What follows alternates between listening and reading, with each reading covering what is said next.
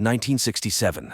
Upon landing on Earth, after completing their mission, the Soviet spacecraft Soyuz 1, with cosmonaut Vladimir Kammerer on board, tragically perishes.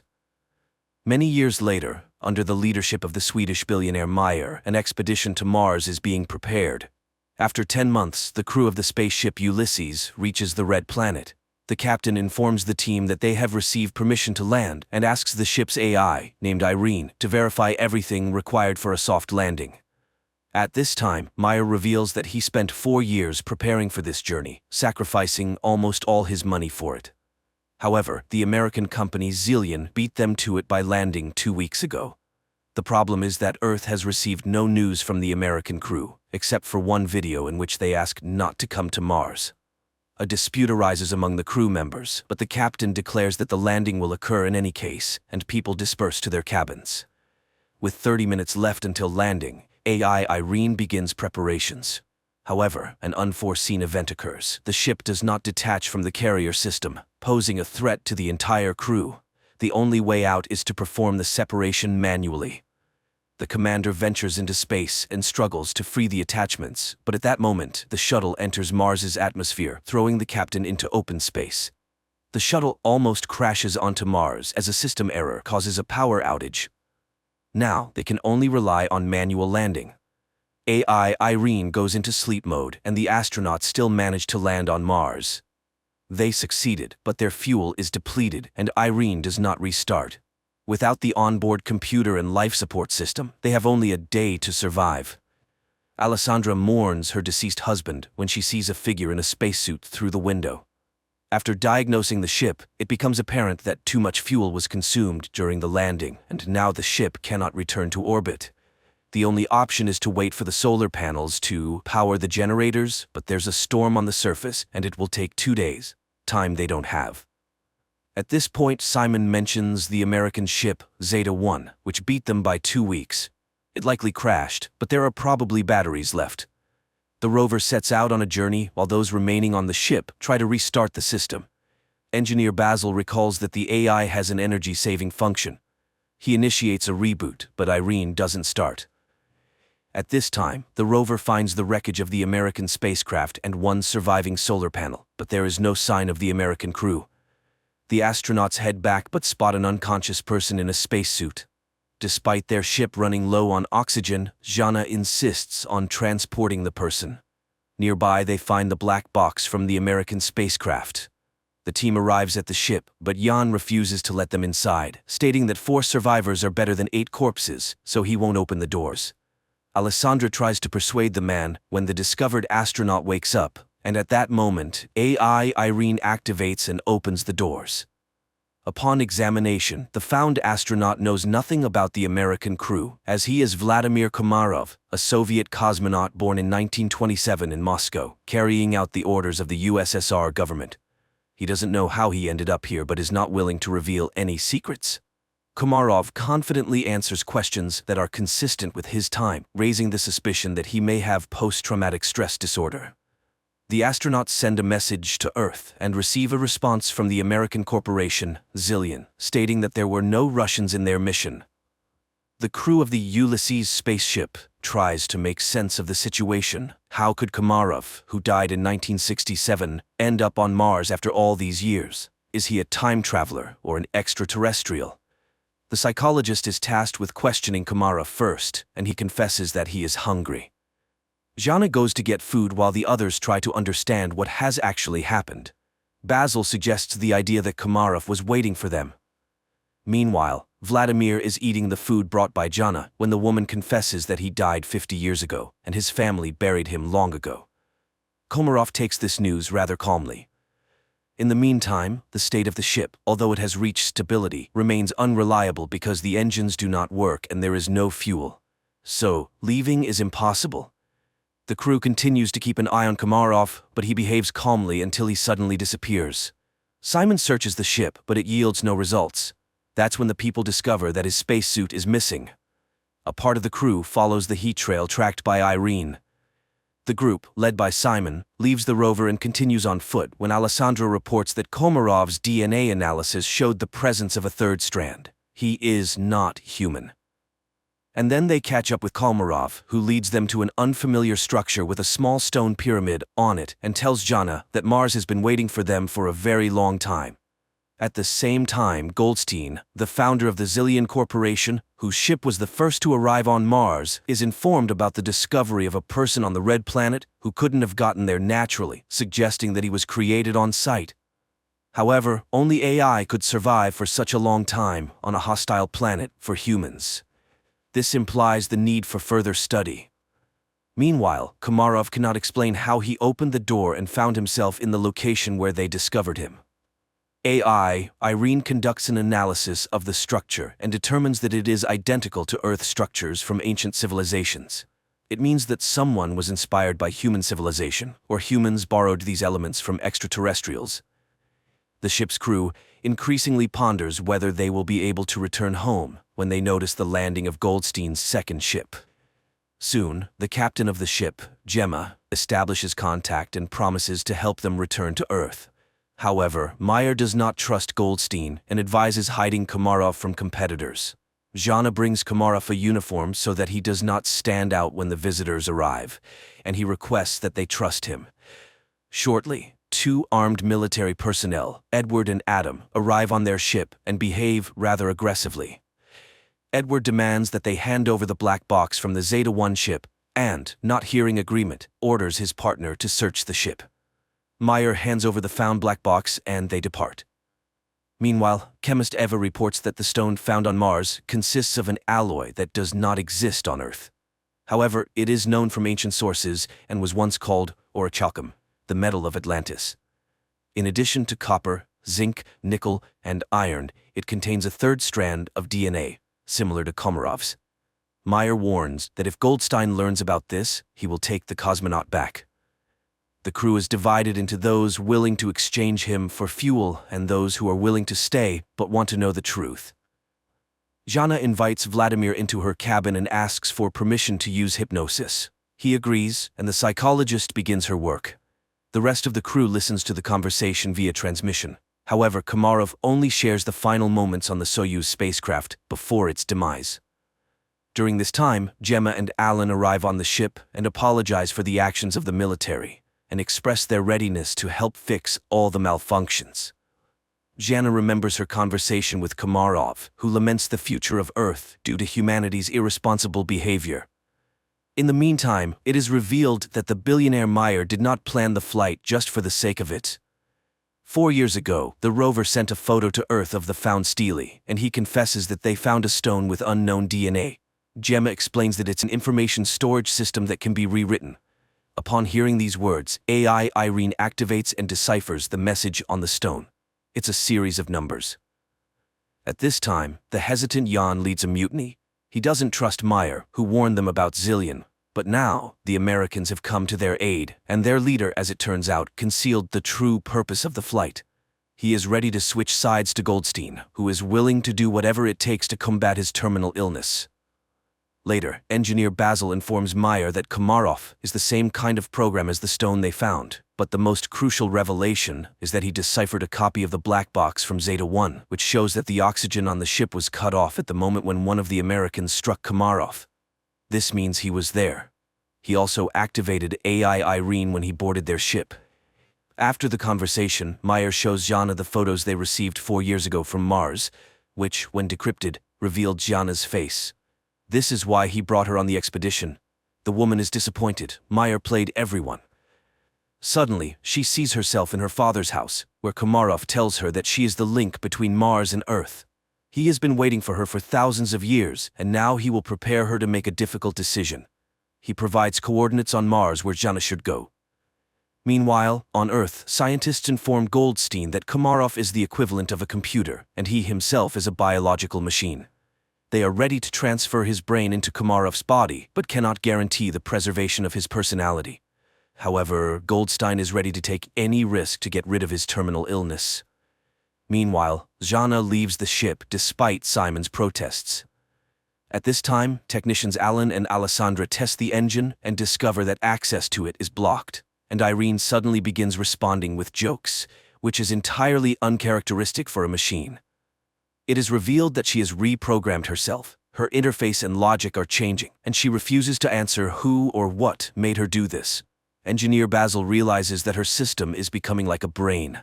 Irene confesses that she is evolving. In the meantime, Jana finds a small stone pyramid, and Simon forcibly makes Gemma accompany him in the search for Jana. Jan discovers his absence, and after contacting Simon, receives an order not to let anyone inside. Just at that moment, American military personnel arrive, demanding that they hand over Komarov. Jan is willing to open the entrance, but the rest of the team opposes it. Mayer asks Basil to send a message to Goldstein, hoping that he may be more reasonable than his people. However, Irene has blocked communication with Earth. The engineer realizes that radical measures will have to be taken, but Jan still opens the doors, and the military personnel enter. Basil begins to reboot Irene, just as the Americans find Komarov, but then the lights go out, and the astronaut disappears. Meanwhile, Jana, stumbling, falls from a hill. She regains consciousness but discovers that her leg is trapped between rocks, and she cannot free herself. At this moment, the enraged military officer demands that the crew explain where Komarov went. He begins to beat people, demanding to summon the captain. Desperate, Jana screams, "Is her destiny to die in a pit on Mars?" But she is found by Simon and Gemma. Alessandra notices an approaching storm. The military officer is preparing to leave the Ulysses ship, leaving the people in danger. Suddenly, the lights start flashing, and the newly appeared Komarov asks to take him back to Earth. Simon, Gemma, and Jana go together to the place indicated by Komarov and find an entrance to an underground bunker, very similar to the Petra tomb. The psychologist feels where to go and leads the couple. Soon, they find real water, but this is not what Komarov wanted to show them. Meanwhile, on Earth, Goldstein tells the nurse a story about the study of Mars. People were searching for green men, but it's all much simpler. He tells the story of the loyal dog Hachiko and compares Komarov to him, who was created by someone 100,000 years ago and left on Mars, where he faithfully waited for his owner to this day. At this time, on Mars, the astronauts find a wall made of human bones and realize that they are not the first people on this planet. It's not Earthlings colonizing Mars, it's the Martians who came to Earth, depleting the resources of the Red Planet. A tragedy unfolds on the Ulysses spaceship. The cowardly Yan grabs a gun, intending to get on the American ship at any cost to return to Earth, and shoots Komarov. Jana immediately falls in excruciating pain and Gemma flees. Alessandra tries to help Komarov, and Simon helps Jana, but the Russian cosmonaut dies, and Jana stops breathing too. Then Simon removes his helmet and, surprised by the presence of air in the cave, performs artificial respiration on her. The girl regains consciousness. Gemma walks toward the Ulysses ship when she's informed of Komarov's death and the approaching storm. Meanwhile, Meyer secretly goes in search of his crew members because the Americans refuse to take the billionaire's team back to Earth. At this moment, a recovering Jana sees the light in the bunker and leads Simon to it. Upon coming out, the astronauts see a figure in a spacesuit in front of them and recognize Komarov. Meyer finds the entrance to the bunker and catches up with Simon and Jana while heading toward the light. He is amazed by the presence of a living Komarov who suddenly tells them that everything ended here a long time ago. People realize that this is the North Pole of Mars, but how did they get here? Komarov explains that this planet was once inhabited by a species that went extinct because it went astray. And that species was humans. A group of survivors settled in this place but ended up killing each other when resources ran out. The rest of them flew back to Earth. Plato called them the Atlanteans. Komarov continues to talk about how he waited for thousands of years for Jana, who embodies qualities of both branches, human and Martian AI. Only she can save humanity from themselves. She must decide whether humans deserve a second chance. Their conversation is interrupted by the military officer who intends to take the psychologist back to Earth. The American aims his weapon at the cosmonauts, and Jana seeks help from Komarov. Suddenly, the military officer starts gasping for breath and falls. Upon returning to the ship, Simon orders them to prepare to depart. Meanwhile, Gemma from the Zillion ship tries to contact her associates, but none of them respond. She decides to fly back to Earth alone. The Ulysses crew heads to her ship, trying to establish contact with her and informing her about the deaths of the military personnel, but she doesn't respond. That's when Meyer starts speaking, recalling their past relationship, and confesses that he's no better than Goldstein because he's willing to do anything to ensure his name remains in history, even betraying his team. However, she's not like that. She won't be able to live knowing she has ruined people. Suddenly, Gemma's voice is heard, asking them to hurry. Goldstein has heard that Gemma has decided to take the Ulysses crew back to Earth and has blocked the control panel of the Zeta-2 ship before takeoff. The people on the ship prepare for their impending demise, and Jana asks Mars what she should do. Everything she saw and heard on the red planet flashes through her mind, and, with sheer willpower, she removes the control panel's block. Suddenly, an armed military officer appears in front of the ship, intent on damaging the engines with his weapon. Simon is about to step out to stop the madman, but Jana beats him to it. She aims the weapon at the American, but informs him that Mars will be the one to kill him. The military officer falls. The countdown for liftoff begins, and Jana realizes that there's no time to return. She bids farewell to the crew, confessing her love for Simon. The ship takes off. Suddenly, Meyer notices that it's dark at the North Pole of Mars. This means that they couldn't have been there just a few minutes ago.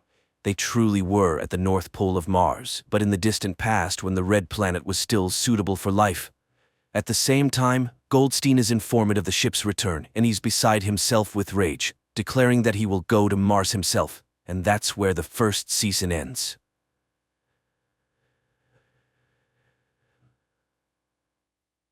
Hello everyone!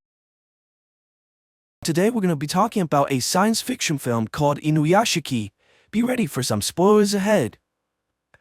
Ichiro is a middle-class man who bought a new house for his family, but they don't seem to be very appreciative of his efforts, complaining how it's smaller than all the houses nearby. The father bought sushi for the family to celebrate, but they don't want any takeouts and instead goes to a restaurant without their old man. Ichiro has no choice but to enjoy the celebration by himself. At work, his boss complains about his new project that's trying to sell energy drinks, which is making the company lose a lot of money. Ichiro apologizes publicly while his manager yells at him in front of all his co-workers. He goes home after a tough day only to see some thug stealing from a man similar to himself. Ichiro turns around in fear, only to be spotted by his daughter, who blames him for being a coward. While sitting outside his house, Ichiro finds a stray dog, abandoned by her master, walking towards him. Her name is Hanako, and the main character feels a kinship with her right away. The wife sees her husband with the dog and immediately tells him to get rid of her. She hands him a report about his recent medical examination, which requires him to do further testings. Ichiro receives a terrible news from the doctor, who tells him that he has stage 4 cancer and only about 3 months to live. He tries calling his wife about the news, but she chooses to ignore him. Ichiro calls his daughter, but she also ignores his phone call. At dinner time, he tries telling his family about his medical condition, but they're too engulfed in themselves and continues to blame the father for every little mishap. The wife demands her husband to get rid of the dog while paying no attention to the pain in her husband's eyes. Ichiro walks his pet out into the streets and wonders if his family will even cry for him after hearing the terrible news. He apologizes to Hanako and tries to leave her behind, but she continues to follow him everywhere he goes. After failing to leave his loyal companion, Ichiro realizes that Hanako is the only thing in this world that cares about him and apologizes profusely for abandoning his friend. He sees another man named Hiro contemplating while sitting in the park, and both of them look up as they see a bright light heading this way.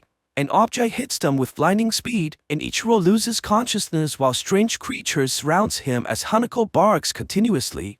He wakes up in the morning, finding his dog beside him, and surprisingly, he somehow regained perfect vision without his glasses. Ichiro goes home for breakfast, only to find that he cannot taste any of the food and feels extremely thirsty while drinking water from the fountain. He goes to his room, only to see that smoke is coming out from his left hand. It then turns into a large rifle and shoots what appears to be the soup he drank from earlier. His whole body begins transforming and opening everywhere, showing mechanical parts underneath the skin. Ichiro manages to pull himself together as his wife walks into the room. It turns out that Ichiro's daughter, Mary, goes to the same class as Hiro, the man who was with Ichiro last night. He goes to his friend, Choco, and decides to show him the power he obtained from the encounter last night by shooting a bird from the distance with his fingers. Hiro then takes his friend to an underground parking where he demonstrates the ability to control cars with his mind and proceeds to reveal his mechanical body from underneath. At the same time, Ichiro leaves work and sees an injured pigeon on the floor.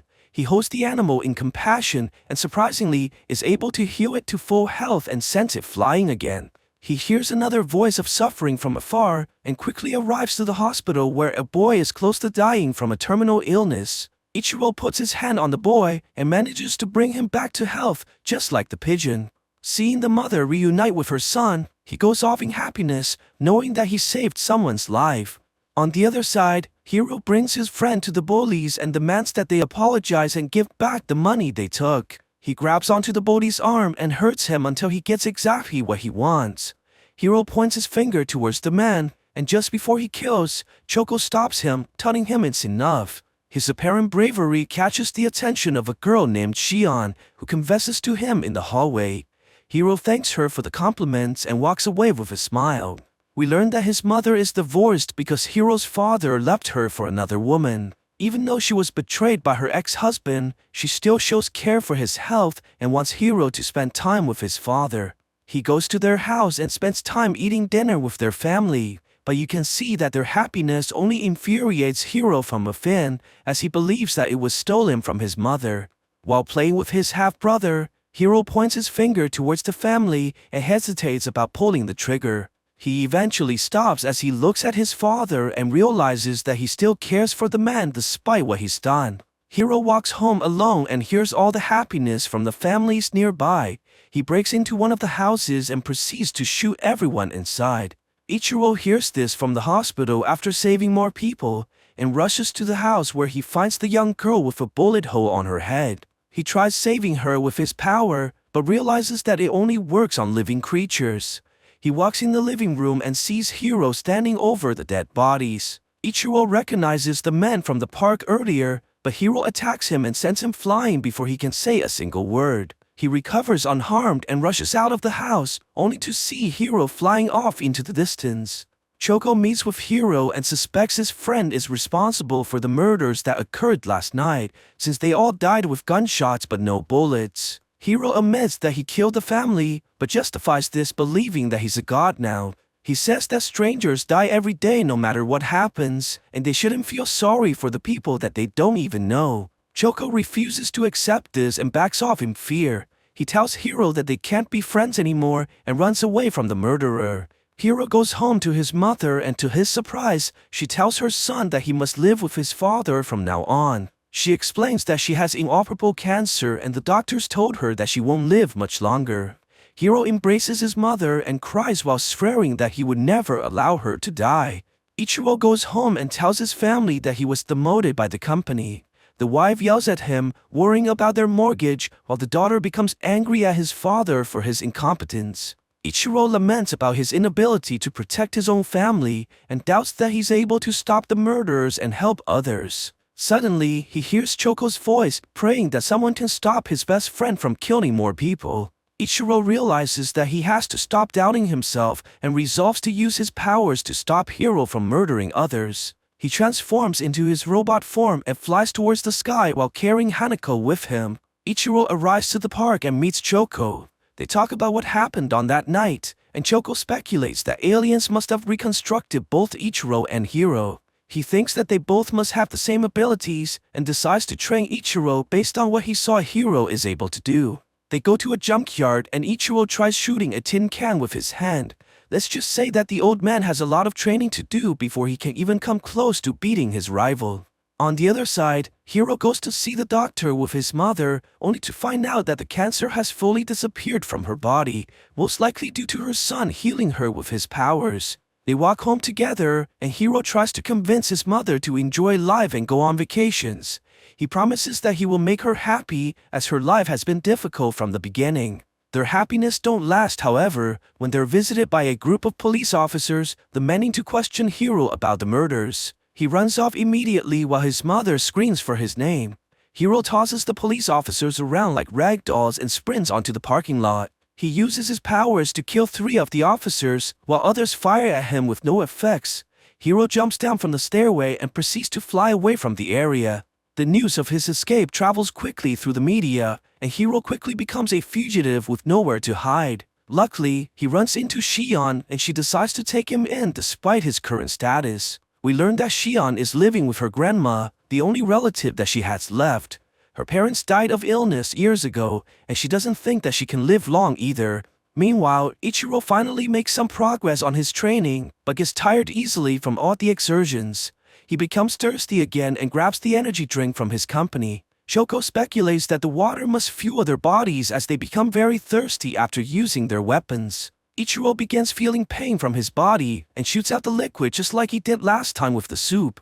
Shoko quickly realizes that it may be the sodium contents that's causing his body to malfunction, and they may be able to use this to their advantage later. At night, Hiro watches the news about his mother, only to see that everyone is blaming her for what her son did.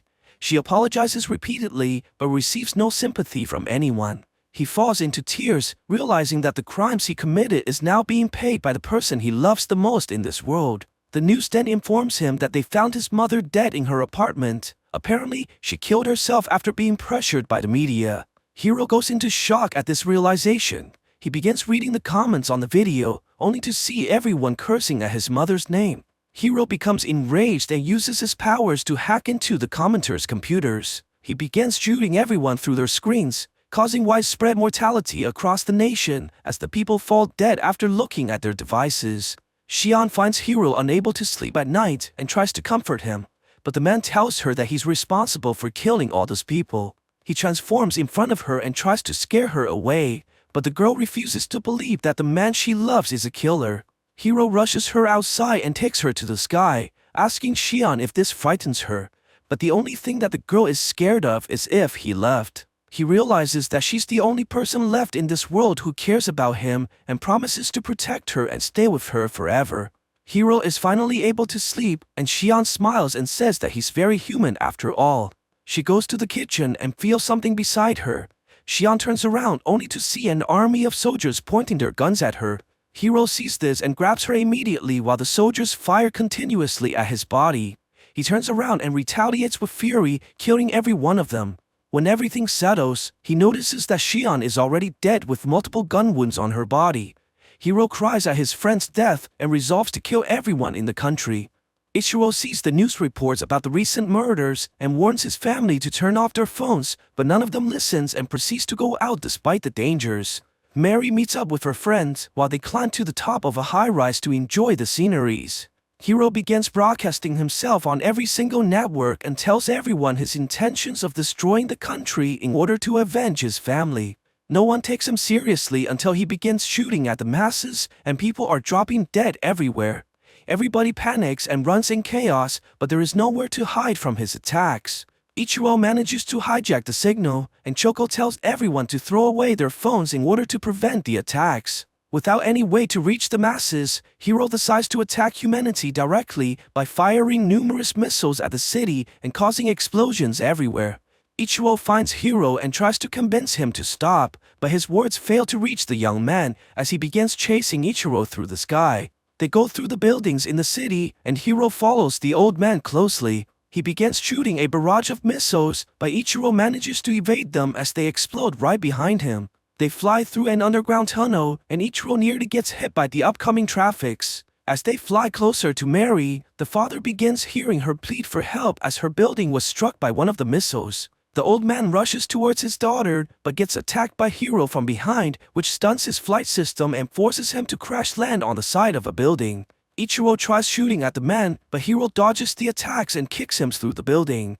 They crash into a helicopter and knocks it towards the walls, causing it to explode. They land on a rooftop and Ichiro continues to beg Hiro to stop killing. The young man takes out a bottle of water and tries to recharge, but Ichiro destroys it. Hiro charges at him and takes the water from the old man. He drinks the whole bottle and continues to fire missiles, sending Ichiro flying into the sky. Hiro chases the old man as they fly further into the atmosphere. He fires more missiles at Ichiro, who gets pushed by the explosion into outer space. Hiro punches him and takes this opportunity to grab the old man, planning to finish the fight with a final attack. To his surprise, instead of firing missiles, he shot out the water he drank earlier, which turns out to be energy drink replaced by Ichiro. Hiro falls back as his body malfunctions. Ichiro transforms his arm into a rifle and shoots numerous projectiles at Hiro, sending him flying towards Earth with the explosions. The old man flies towards the building where his daughter is at and sees Mary lying motionless on the ground. He tries everything in order to resurrect her and manages to bring back her breath. They embrace each other as tears fall from the old man's eyes. Suddenly, he gets kicked from the side, which sends him flying to the walls. It turns out that Hiro survived the fall from earlier and returns to take his vengeance. He learns that Mary is the old man's daughter and begins attacking her, shooting her stomach as Ichiro interferes. Hiro punches the old man around like a rag doll and continues to beat him in front of his daughter. He grabs Mary and takes her to the edge of the building. Hiro wants the father to experience the same despair which he feels every moment and throws the daughter off the building. Seeing his family about to get killed, Ichiro charges all his energy and flies towards Hiro. He crashes into the man and breaks off his arm while flying towards his daughter. Ichiro charges downwards and sees that Mary is still falling. He reaches out on the girl and manages to catch her right before hitting the ground. Mary wakes up after being healed by her father and realizes that her old man is a superhero. She sees him fly off as he rushes to save as many people as he could. Although the government has confirmed Hiro's death, they haven't really found his body on site, only shards of metals of unknown origins. Ichiro continues to have dinner with his family like everything is normal, but his daughter now sees that her father is a true hero. Choco goes home and to his surprise sees that Hiro is still alive, but missing an arm after the fight. He's glad to see that his friend didn't die and offers him to play the newest video game. Choco turns around after finding the game, only to see that Hiro has left, knowing that his presence would only endanger his best friend. So what do you guys think about this movie? Let me know in the comments below. And if you like my video, please press like and subscribe for more. I'll see you guys next time. Hello everyone, today we'll be talking about a monster action film called Monster Truck. Be ready for some spoilers ahead. Somewhere in the wilderness of United States, a mining company called Terravax is trying to take out the oil that's underneath the entire area. The company owner, Tennyson, has come to the mining facility personally after receiving news from their head biologist, Jim, that their operation has run into some problems. Apparently, they encountered a large water deposit that's blocking their drills, which can possibly be harboring life. But Tennyson gives the order to go through the liquids anyways. However, when their cameras penetrate into the large reservoir, they quickly discover moving organisms inside the area, and the water begins to burst out from the immense pressure. The liquids rush out from the pumps and destroys all the equipment on site, while spitting out large creatures that crash lands onto the ground. The people are shocked to see the mysterious life forms and quickly try to capture them right away. They put the creatures into large containers, but their head of security, Mr. Bird, tells them that one of the animals is still missing. Tennyson wants the monster to be found immediately, as he doesn't want the entire operation to be shut down by the government due to the foreign creatures. The next day, while working on the new engine for his truck, a young man whose name is Coley hears a strange noise from the outside and decides to take a look in the junkyard. He walks into the piles of cars and sees the oil containers broken open. Suddenly, all the buckets are knocked over, causing the man to run away in fear as he rushes inside the garage and tries desperately to close the doors. He goes into the crawlspace to hide, but begins hearing a giant creature that's moving on top and sees a massive tentacle sliding inside the metal gates. Coley tries desperately to escape, not wanting to become a victim like the girls in those Japanese movies. He eventually manages to open the hatches and escapes outside, but not before locking the metal doors and preventing the monster from getting away. The man calls the police right away and notifies them about the creature that he saw, but when the officers opened the hatches, there was nothing inside except for the empty oil container. The senior officer, Rick, tells his friends to wait outside and begins scolding the young man immediately for what appears to be a prank. It turns out that the sheriff is actually the stepfather of Coley, and he thinks that this is nothing more than the boy's way of rebelling against him. After the man leaves in anger, the main character realizes that something is odd,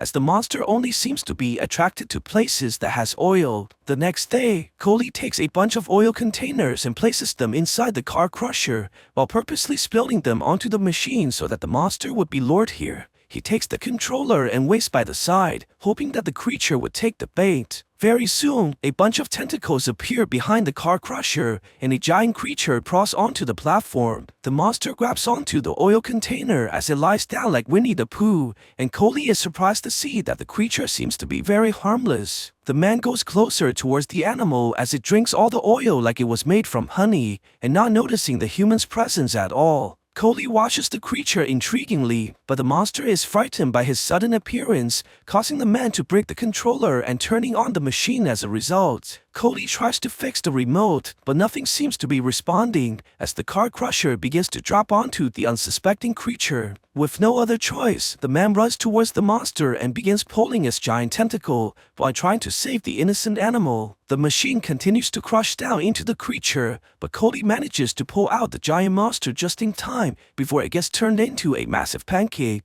The monster looks at the human in anger and grabs onto Coley before roaring furiously at the man, but quickly notices what happened to all the containers and realizes that it was saved. The man runs away from the monster right away as the creature lies back down like a couch potato, and Coley realizes that it's barely able to move on land. He yells at the giant squid to not eat him, which the creature seems to understand, before he grabs the oil container and begins feeding the monster to gain its trust. On the other side, Tennyson's henchmen have arrived inside the police station to inquire about any strange calls. Despite the sheriff telling his men to not say anything, one of the officers reveals that a prank call regarding a large animal came from the junkyard that Coley works in. At the same time, the main character puts the giant creature onto a large dolly so that he can drag it to the police station to prove his innocence. However, when he comes back with the truck, the monster is already gone as it uses the dolly like a wheelchair while chasing after the dog. Coley runs towards the creature and tries to stop it by dragging on the rope, but the monster notices this and easily throws the main character away like a rag doll. The man gets up and tries to stop the giant squid, but the creature is already gone as it begins to head towards the garage. Coley chases after the monster right away, but suddenly, a bright light shines towards him from behind as two large vehicles arrive into the junkyard. It turns out that Burke has decided to pay Coley a visit, demanding to know what the main character saw last night. The man lies about the encounter to protect the creature, but Tennyson's henchmen forces themselves into the garage. Luckily, the monster seems to be nowhere in sight, but Coley quickly realizes that the creature is hiding inside his truck. He tries desperately to hide the animal's tentacles while distracting Burke and his man, claiming that he heard a noise coming from the opposite side of the junkyard. His plan quickly backfires when the monster begins moving the truck towards the people, while Coley tries to stop the vehicle right away. Luckily, he's able to fool the people by pretending to push the car and manages to get away from the garage without being suspicious. His problems are not over yet, as the monster does not seem to listen to him no matter what he says, which forces the man to faceplant right onto the ground. Things become even worse when his friend Meredith comes to visit him for a study session, and he realizes that it's too late to pretend to do push-ups to save his dignity. He tries to make the woman leave, but this only angers her as she came all the way here to study for his convenience. Their arguments are interrupted by the roar of the monster, which immediately alerts the henchmen to their location. With no other choice, Cody decides to push the girl into his truck and pray that the creature would start the vehicle and run it without killing them both. Luckily, the monster begins moving the truck away from the people, while the man holds onto the steering wheel like his life depends on it. Things quickly go wrong when their vehicle jumps off the road and bounces on the hills, as the monster is having the time of his life and giving the riders a near-death experience. The creature is able to dodge all the trees while jumping over the ground and waving his tentacles, eventually making it towards the grass field in one piece. The man rushes out immediately and screams at the vehicle in anger, which only manages to confuse the woman even more. Coley realizes how bizarre it is to explain what's going on and decides to show the woman by telling her to look under the car. Meredith peeks inside the vehicle and sees the monster, causing her to fall down while screaming in fear and managing to scare the creature at the same time. The woman has a hard time believing what she just witnessed, but Coley assures her that the animal is harmless. The man brings the girl back to her home alongside the monster, which refuses to leave the truck. With no other choice, Cody decides to take out the giant squid by force, as the creature never seems to behave while inside the vehicle. However, the man quickly discovers that the animal actually eventually stops moving when it can't see what's in front of it, which gives him a bold idea of doing something completely different. He begins modifying the truck by considering the creature inside and designs the blinds for the monster so that he may control the speed. As he continues to work on the vehicle, he discovers the mechanism to which the animal is using to turn the axle and decides to use it as a way to power the entire truck. The next morning, the girl goes into the barn and is surprised to see that Cody has kept the creature inside his ride, even naming the monster Creech. The man enters the truck to go for a test drive, and the monster begins running the vehicle like a real engine as it races down the hills, but also adding a flavor of personality as well. However, the girl thinks that they shouldn't keep the creature forever, as the animal must be missing its home by now. Cody has a hard time believing this as he takes numerous selfies alongside his new friend, but eventually agrees that they have a responsibility of returning the animal home. The man decides to bring the creature towards his biological father, who turns out to be one of the miners working for Teravax. They go towards the gas station to fill up, but Cody has trouble figuring out where the petroleum goes as he doesn't want to put it in the wrong hole. Things become even worse when Cody's rich classmate drives in as well, and the man mocks the main character for having such a broken truck. Their attitude changes quickly when they hear the revving from the main character's vehicle as it charges onto the road like a sports car. However, Cody feels that something is wrong as Creech begins driving chaotically across the traffic like a preschooler who ate too much sugar. Meredith quickly realizes that it must be due to the gasoline that Cody gave to the monster, which contains a ton of chemicals inside. They rush across the highway like a maniac and cuts across the traffic while running into other cars. The squid monster tries to take over the vehicle by using its giant tentacles, which makes the girl extremely nervous as she begins breathing like she's having childbirth. The vehicle rushes into a second-hand dealership where the salesman is trying to scam the elderly, but gets a moment of instant karma as their truck runs over all the cars. They crash into a van that's filled by paint while turning the salesman into a clown, and they're able to disappear before the police officers arrive. The two makes it towards the mining site of Teravax, and Cody goes to greet his dad, who he hasn't seen for a long time. The man takes them into his trailer while explaining to them exactly what he saw on the night, and Cody realizes that Creech must have came from underground. Before the man can tell his father about the creature, he quickly finds out that his old man has betrayed them to the company by calling the security. The conflict immediately becomes physical when Burke tries to take away the main character by force, but this greatly angers the squid monster as it begins revving the truck. Cody takes the chance to break free and tells the girl to get onto the vehicle, while Creech begins spinning the truck across the field. Burke realizes that the monster is hiding inside the automobile, as all his men are trying to grab onto the vehicle. Cody manages to get back onto the truck, and he decides to go straight towards his father's trailer as he rips the building into pieces. They head towards the exit right away, but not before running into the sheriff, who is shocked to see his stepson creating trouble once again as all the security chases after them. Cody rushes towards the downtown streets while Burke and his team follow closely behind, and the man decides to lose the pursuers by going inside a small alleyway. He manages to jump over the obstacles by using his new contraptions, causing Burke to crash into a garbage bin as they rush off towards the exit. Before they can escape the area, Cody quickly runs into his stepfather, who begins pursuing him as well. The man has no choice but to run away once again as he drives inside a small street, but when the officer arrives inside, he's surprised to see that his stepson has disappeared already. What he doesn't realize is that Cody is hiding above his car by climbing the walls like Jackie Chan and managing to trick the man into leaving the area. However, the chase is not over yet, as they're quickly discovered by Burke once again, forcing them to run into a dead end as the man pursues them closely behind. Luckily, Cody is able to use the truck's upgrades, which opens up the sides,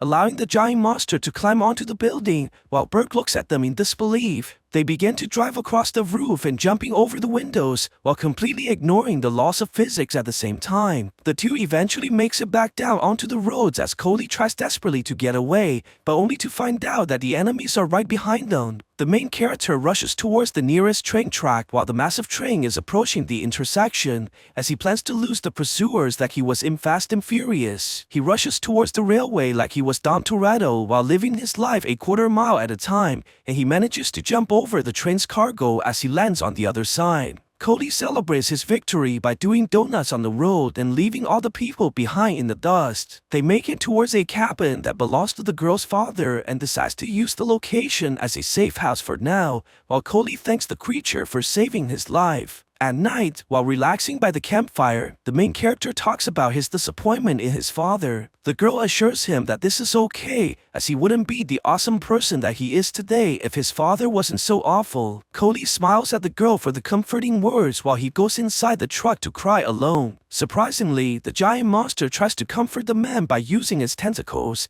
and proceeds to drive him towards the lake before jumping into the water. Cody is shocked to see that the creature is glowing brightly while swimming inside the lake, and he thanks Creech for helping him this whole time while promising to bring the monster home. At the same time, Jim is beginning to experiment on the creatures that he captured and shows Tennyson that the animals are very intelligent as they can learn like a hive mind. However, the man is not interested in this as he only cares about his profits in the mining operation. He plans to put poison into the underground water system to kill all the monsters and blackmails the scientists to be part of this operation. The creature seems to understand that their life is in danger and begins to cry out for help, and this causes Creech to pick up on their location as it starts hearing their voices. The next morning, Cody notices that the monster has disappeared alongside his truck and wonders why the creature decided to run away. Luckily, the main character left his phone in the vehicle, and the girl is able to track the monster's location by using her mobile device. They chase after the truck immediately and is shocked to see that Creech has decided to go to the headquarters of Terravax. The two sneaks into the back door and sees that the truck is in the yard, but the monster is nowhere inside. They decide to go into the building and eventually makes it towards the basement, where they enter into a laboratory and sees two giant containers with tentacle monsters inside. Suddenly, they begin hearing something knocking from the outside wall and realizes that Creech is trying to break in to save his friends. However, this quickly alerts the security guards and they charge inside to shoot the monster with tranquilizers, eventually managing to knock out the creature as it falls towards the ground. Cody looks hopelessly at the monster as he's taken away by the guards, and they finally meet Tennyson in the office, who forcefully deletes all their photos of the creature. The man threatens the main character to leave this alone before telling his security guard to take the students away. As they're about to leave the building, their escort is interrupted by Jim, who takes them away on the pretense of Tennyson's order. The scientist tells them in secret that he won't allow his boss to kill the entire species for the man's greed, and promises that he'll do everything to help their cause. Realizing that they need more vehicles to rescue the monsters, Cody secretly goes towards his classmate's home and takes the truck while the man is too busy playing video games. The girlfriend sees this and walks towards the window, but makes no effort to warn her boyfriend, clearly showing that money will never buy true love. However, the people still need another truck for the other monster, and Cody decides to pay his friend Sam a visit. It turns out that the boy's father owns a large car dealership, and he's more than happy to help the main character after learning about the monsters. Cody takes one of their best-looking trucks and begins modifying the vehicle for the creatures, and by all working together, they're finally able to finish the upgrades by morning. At the same time, Jim watches carefully as the workers load the monsters onto the semi-truck, and the man takes the chance to hijack the vehicle away from the driver. The scientist brings the creatures inside the car dealership, and they're finally able to release the squid monsters from the plastic containers. Cody is exhilarated to see his friend once again, and Creech goes towards the other tentacle monsters and embraces them in happiness. It turns out that the creatures are actually a family that was separated due to the mining operation, and the people are glad to see that the monsters are reunited. Very soon, the giant creatures go into their trucks as the people plan to bring the tentacle monsters back to their home. They head towards the mining site by going off-road, but Berg and his men are quickly able to find their location and catch up towards their trucks. The enemies begin surrounding the people and trying to box them in while shooting at Jim's vehicle. Luckily, the girl is able to interfere by pushing her friend away and grabbing onto the enemy trucks while flipping them into the air, which disables the shooters right away. Cody realizes that they can't outrun the pursuers on the empty fields and begins luring the enemies into a dense forest. They're able to dodge the incoming obstacles thanks to the monsters and jumping over the trees by using their springs. Meanwhile, the sheriff has received news about the pursuing trucks and decides to go there immediately. The man rushes towards the area, only to see that his stepson is being chased by Tennyson's henchmen once again, forcing the officer to rush onto the hills and try to stop this chaos. However, the man quickly crashes into Burke and severely damaging his vehicle. The enemy takes the chance and begins pushing the police car towards the cliff, eventually causing Rick to fall down into the ditches. This completely destroys the officer's vehicle and forcing him to continue on foot. On the other side, the enemies pursue closely behind the monster trucks, and Burke manages to push Cody off balance, which causes the men to dangle off the giant cliff. Luckily, Creech is able to save the main character in the last moment and recovers the vehicle back onto the road. They continue towards the mining site and quickly sees a chemical truck in front of them, making Jim realize that those must be the poison meant for killing the entire species. The team begins chasing the giant truck, but are forced to stop immediately as they run into a trap that's set up by the enemies. This corners the people with nowhere to run, as the monsters have a great fear of burning due to their petroleum-based diet. Before they can figure out what to do next, a massive mining vehicle rushes towards the area while pushing over the enemy trucks and making the people run for their lives. It turns out that Rick decided to help Coley after all, as he lowers the back of the giant truck and clearing the way for the group.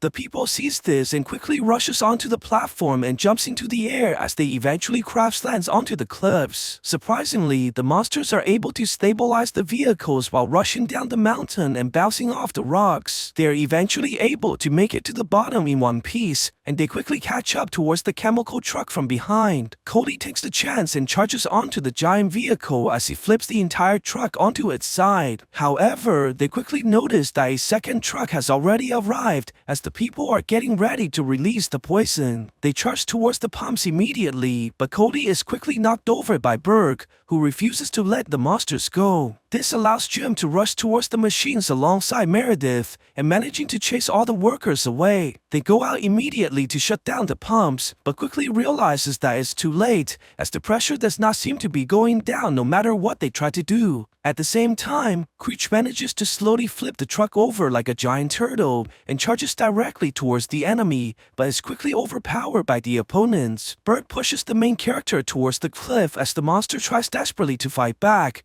eventually going on top of the enemy's truck as it tries to run over the vehicle. However, they're quickly forced back once again as Cody tells the creature to leave, but Creech refuses to give up as it grabs onto Burke's truck and throws it into the air. The vehicle flies towards the giant pumps and crashes right onto the machines, causing all the pressure to be released and giving the man a taste of his own medicine. The girl notices that Cody is in trouble, but before she can do anything, the man falls into the giant hole and lands inside the underground water. Luckily, Cody is rescued by the squid monster as it brings the man onto shore alongside his broken truck. It's quickly revealed that there are many more creatures living inside the water system, and they came to thank the main character for saving their lives. Cody says goodbye to his monster friend as the creature begins swimming away, eventually disappearing into the water and finally rejoining its family inside their home. Sometimes later, the entire mine is shut off by the conservations, and Tennyson is finally arrested by the police. Cody manages to fix the truck alongside his stepfather, and the man drives the vehicle with his girlfriend as they slowly enter into the sunset.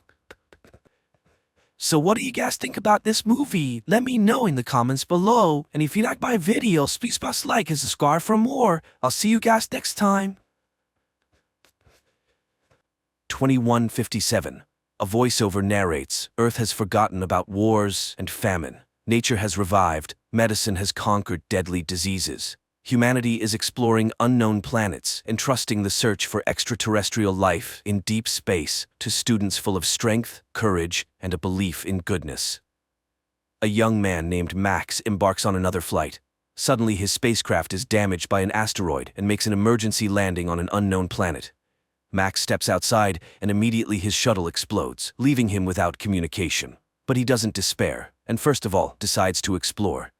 By all parameters, the planet resembles Earth, and the astronaut hopes to find help and maybe a communication system here. But an indigenous inhabitant captures him in the forest.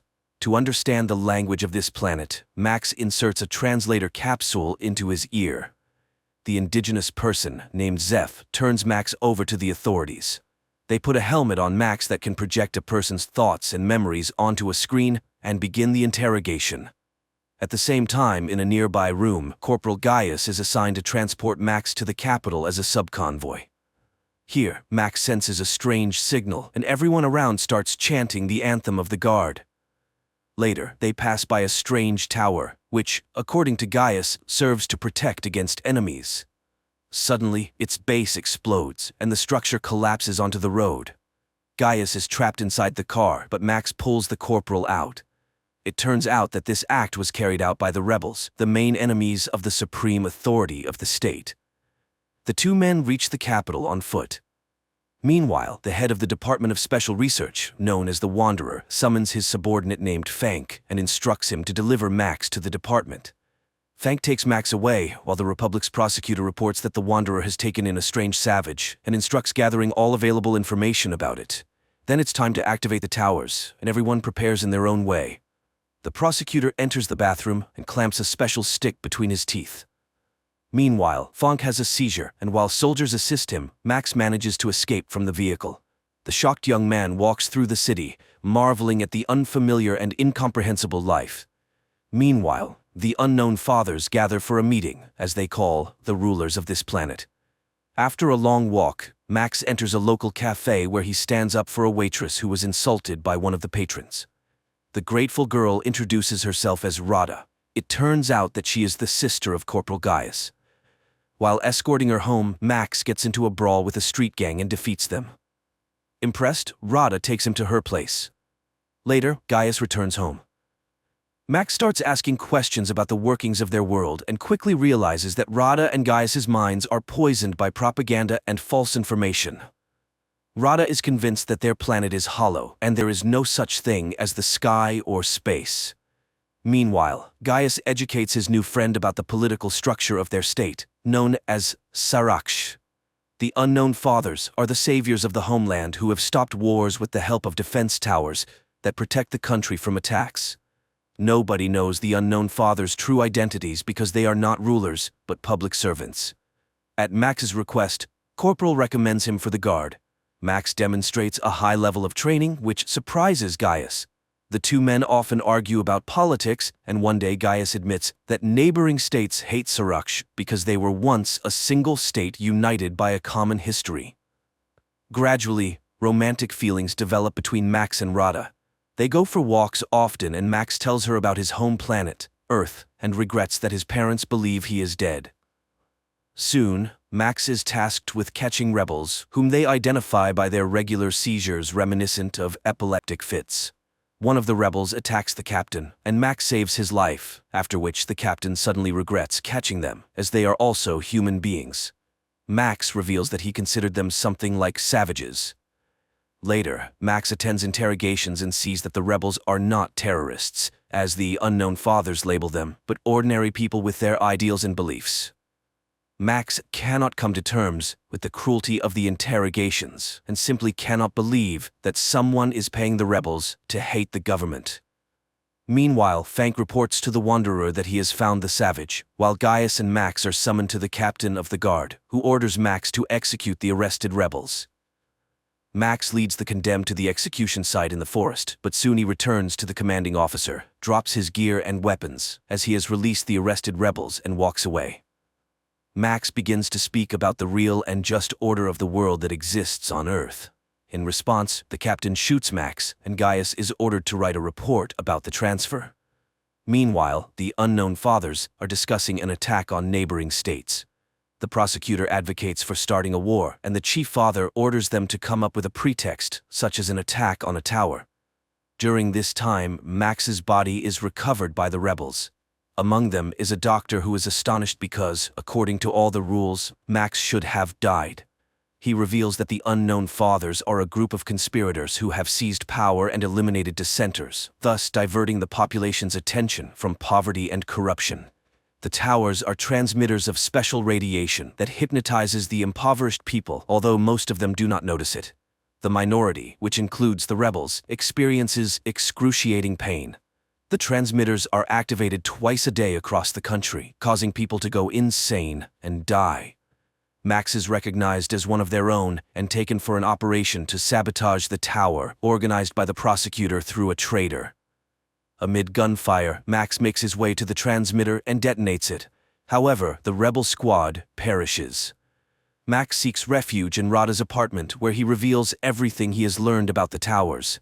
Gaius does not believe this and suggests that Max should return to his home and take Rada with him. But at that moment, the guards storm the apartment and arrest the men.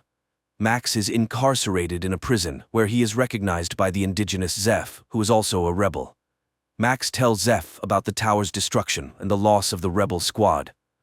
Meanwhile, the Wanderer asks the prosecutor to hand over Max to him. The prosecutor, however, requests in return to halt the development of more precise transmitters, as he fears that his secret will be revealed since his reaction to the radiation is similar to that of the rebels, meaning he is also a dissenter. Later, Max and other death row inmates are sent to clear the southern borders of the remaining war robots. During this time, the prosecutor learns that Max is immune to the emitters. He decides to break the agreement with the Wanderer and orders Max to be brought to him. The next day, Max attempts to convey to the rebels the idea that they should not destroy the towers one by one but strike at the center where the signal originates. Zeph becomes furious and explains that the towers are not for identifying dissenters. They are active continuously, not just twice a day. The radiation from the towers robs people of their ability to think critically. However, it makes them believe everything that newspapers, radio, teachers, and preachers say. People can be made to believe anything. Only the rebels understand this, as the radiation does not hypnotize them, but only inflicts agonizing pain. Zeph continues, there are mutants in the south who are also unaffected by the radiation. However, they have no dealings with humans. Just then, they hear the roar of an engine, and Zeph identifies it as a self-propelled tank, trying to kill them. Max sprints to the tank, climbs inside, and disables the automatic control system. He then informs his friends that he is heading south to find allies and destroy the towers.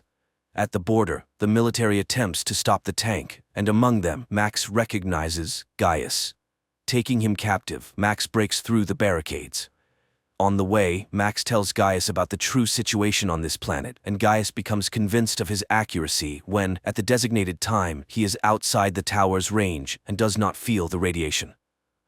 Gaius gets angry upon realizing that he has been a puppet of the government all this time, but Max tries to calm him down and reminds him that there are 40 million people like him, and it is for them that he initiated this rebellion.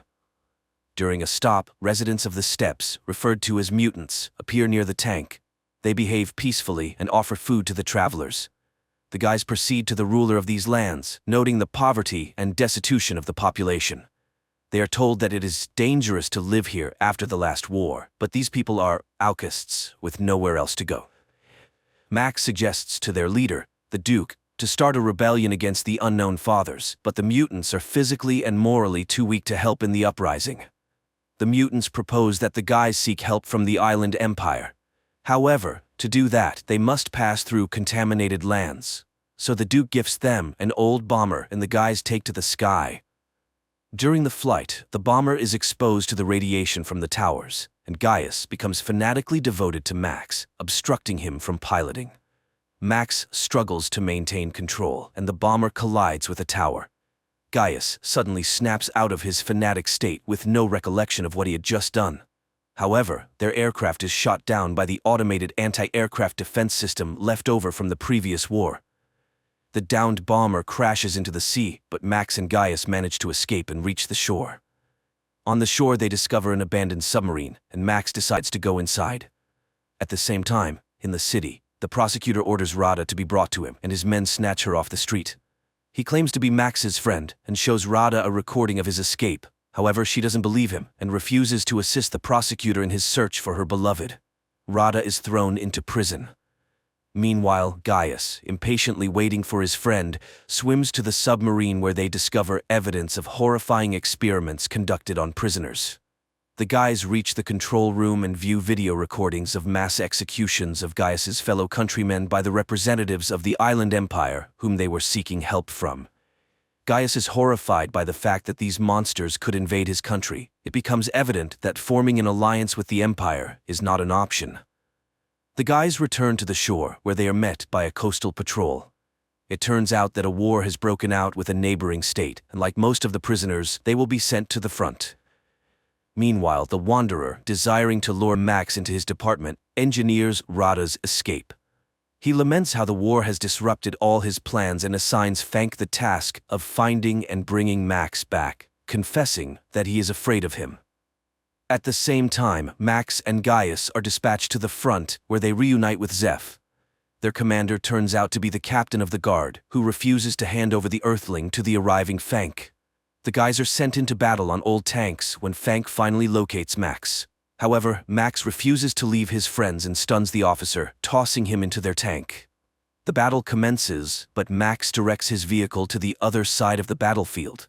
Gaius blindly obeys him, influenced by the radiation, and pulls their unconscious friends out, which the captain witnesses. Gaius offers his body as a shield when the captain prepares to execute Max for desertion, but the wounded Max gathers his last strength and kills the commander.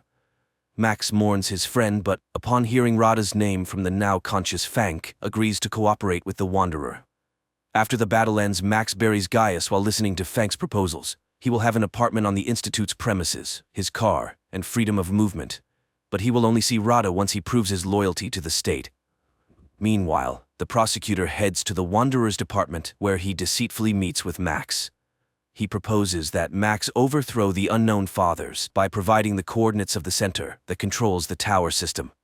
Upon infiltrating the center, Max must activate special radiation, causing waves of depression, which will subdue all the people in the country, including the military. Then, Max must eliminate the Unknown Fathers. Afterward, he will become the ruler of the state and free Rada, who's in the Wanderer's hands. The prosecutor will serve as his advisor. Max takes Zeph with him and embarks on the mission. He arrives at the center and issues orders to his associates, instructing them to detonate the bomb in the trunk if he does not return. He easily gains access to the interior, but is halted by guards just before reaching the elevator. Max incapacitates them, but the men regain consciousness and pursue him. Max reaches the control center and activates the depression mode throughout the country. The Wanderer watches as people fall to the ground and rushes toward the control center. Meanwhile, Max returns to retrieve the bomb, places it inside the building, and triggers it. Then, he leaves the site of the impending explosion. The Wanderer initiates a pursuit of Max and, catching up with him, engages in a confrontation. At that moment, a powerful explosion resounds, destroying the main transmitter. People on the streets begin to regain their senses and sobriety as Max rushes to find Rada and locates her in a cryo chamber. He carries the girl outside, but the Wanderer blocks his path. It is then revealed that he is, in fact, an employee of Galactic Security from Earth who arrived on the planet 20 years ago to assist it. Now, chaos erupts on the streets, leading to a power struggle in which many people will perish. In his rage, the Wanderer beats up a foolish student who destroyed the fruits of his labor. Forgetting about economics and inflation, the state faces famine and invasion from neighboring countries. Max starts to resist and, in turn, accuses the Wanderer of allowing the construction of the towers and the enslavement of the local population. However, the Wanderer reminds him of the laws of history, where all rational beings go through the experience of wars and enslavement. This planet is no exception. It is at this point that Max declares that he is now home. As long as he is alive, he will fight against inflation, hunger, and wars, and will not allow the establishment of yet another society based on slavery. Rada comes to Max, and as they stand together, the Wanderer smiles.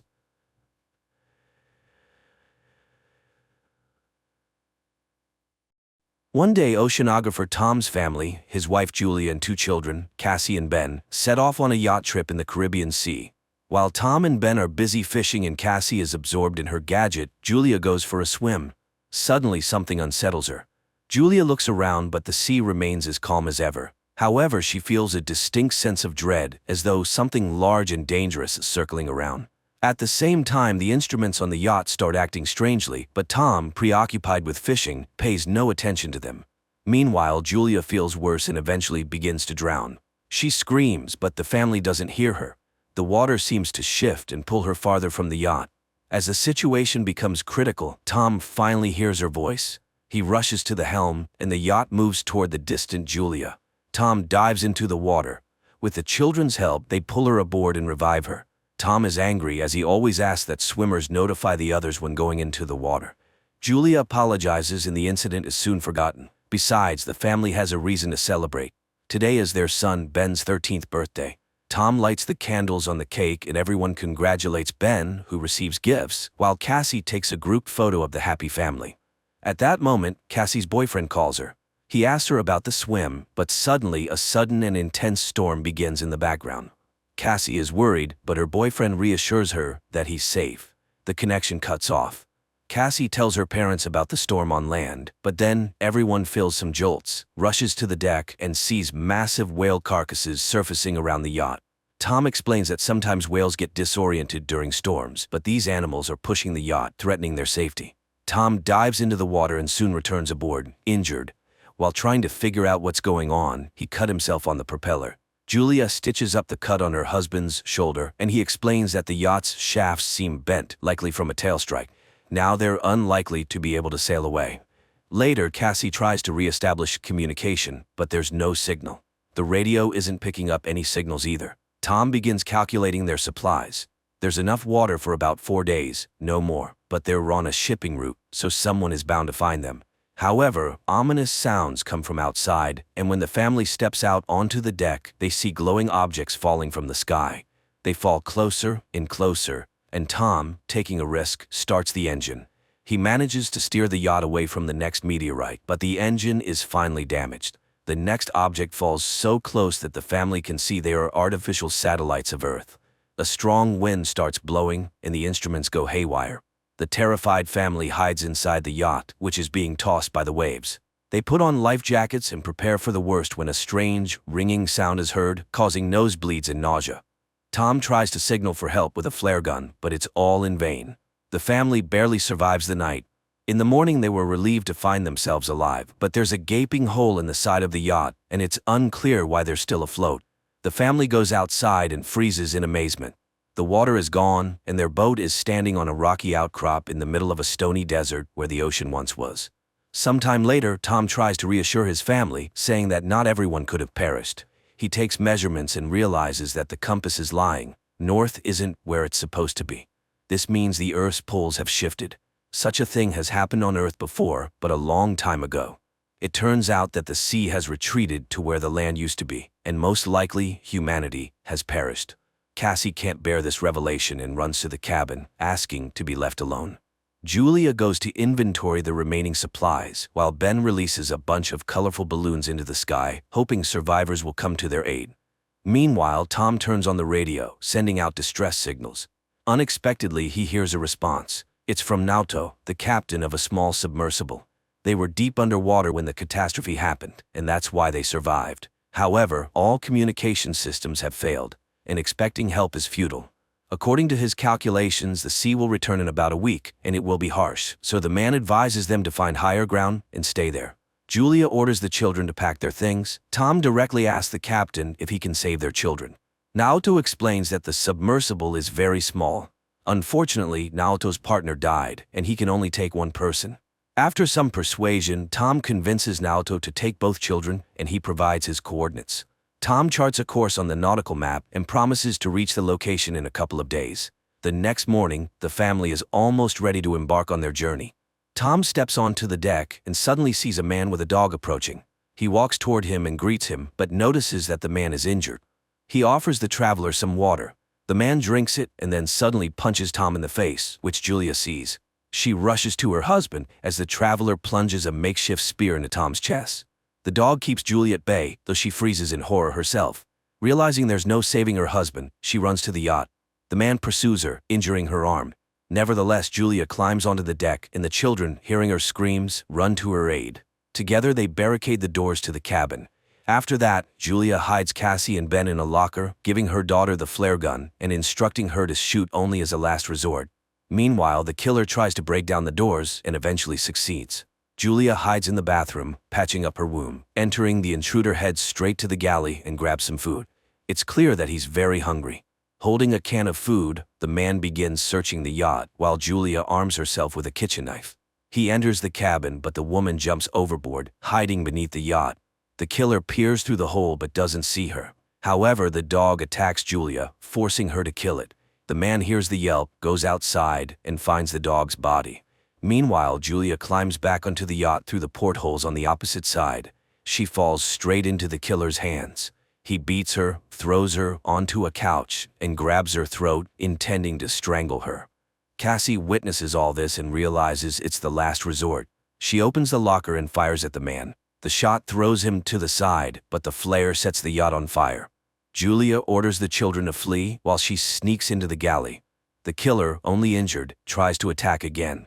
Julia kicks him away, grabs the packed bags, and jumps overboard, where Ben finds his father's body. Cassie runs to the corpse and sobs over it. Julia kisses her deceased husband, but seeing the killer leap from the burning yacht, she takes the children and leaves. The boat explodes behind them. The family runs across the stony desert and soon takes shelter in a rocky canyon, where a stream flows. However, the water is salty and undrinkable. Cassie shares a small amount of water with her brother, but he refuses to drink. The boy feels guilty, believing the killer came because he saw the balloons. Cassie also voices this thought, but Julia orders her to stop and defends her son, explaining that he didn't mean any harm. She tells the children to gather themselves, as a long journey awaits. And then she spots the killer again, still relentlessly following their trail. The family hurries onward. That evening, Ben finds the carcass of a hammerhead shark and tries to butcher it. But Julia sees the pursuer and orders the children to run. They soon come across a field of once flooded toxic waste barrels, but Julia urges the children forward despite the threat of contamination, knowing the killer is still on their heels. The family walks along the former ocean floor, weaving through piles of plastic and other trash dumped by humans. Soon, Julia notices that Ben is severely dehydrated and gives him the last drops of water. Cassie has a breakdown, convinced that they have no chance of survival, but Julia commands them to keep moving. Eventually, they find the fuselage of a plane that crashed into the sea long ago and crawl inside to rest. Julia examines the last photo of their family and recounts the story of her first meeting with Tom, which happened at her hospital, where Tom was brought with decompression sickness after a failed dive. The children weep, remembering their father and saying their final goodbyes to him. At night, Cassie is awakened by a noise and steps outside to sit near the plane. Out of the darkness, the killer approaches her, unaware that the girl is acting as bait. As he prepares to grab her, Julia ambushes him, stabbing the man with a knife. At dawn, the family prepares to continue their journey, only to discover the killer's body has been scavenged. A sign that something even more dangerous than humans lurks in the desert. They move on. Julia consults the map when Ben suddenly rushes ahead. His mother yells for him to stop, but the boy sprints toward a salty puddle and manages to drink a few gulps. Julia drags him away, but the boy becomes sick. Soon they come across some plastic chairs and build a makeshift shelter from the sun, resting inside it. Suddenly, Julia hears strange sounds. She steps outside and sees something that forces her to wake the children. Realizing the new danger, they begin running. Soon they spot a large ship in the distance, surrounded by crashed containers and a few wandering people.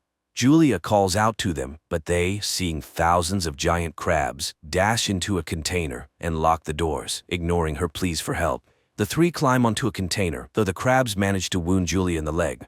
Nevertheless, Julia, Cassie, and Ben sit on top, watching the crabs penetrate through a crack in the doors, killing everyone inside despite the people's attempts to fend them off. Julia ties a scarf around her leg and passes out. The next morning, she wakes up alone, terrified, and calls for the children. But it turns out the crabs have moved on, and the children had gone down to search for food and weapons. Julia cauterizes her wound while Ben examines the found weapons. Searching through the containers, they find a small amount of food and water. In the pocket of one of the deceased, Julia finds a radio and contacts Nato. He responds, explaining that he was also attacked by deep-sea arthropods. Based on his observations, the sea will return soon, which is why the creatures have emerged. Julia begs him to save her children, but she's unsure where to go because she's lost the map. Nato fires a flare. Ben sees the direction, and the family rushes toward it. Soon they see a yellow submarine in the distance, but reaching it is difficult due to the terrain of the former seabed. Cassie dislikes her mother's talk about saving the children, but Julia refuses to answer and pushes the family onward. They are forced to pass through a canyon contaminated with toxic waste. At one point, they are caught in a rock slide, and Julia becomes separated from the children. She orders them to continue, and when Cassie refuses, Julia pleads with her to save her brother. Cassie and Ben make it out of the canyon and reach the submarine, but inside, there's no one. Suddenly, Nato, badly wounded, emerges from behind the boat. He admits that he has no chance of surviving and orders them to climb aboard, but Cassie goes back for her mother, who is fending off the emerging crabs. Her bullets nearly depleted, Cassie climbs the rock barrier and extends her hand to her mother. They manage to reach the submarine just as the crabs overrun Naoto, who dies in their claws. The family climbs aboard, and just then an ocean wave crests over the horizon. The water lifts the submarine and drags it across the rocks, and as Julia watches everything that happened over the past few days flash before her eyes, she passes out. When she awakens, she finds the vessel at a standstill. Julia opens the hatch, and the family emerges to find themselves in a ruined city carried there by the wave. Despite a great concept, the film failed to make an impact, largely due to the many mistakes made by its creators.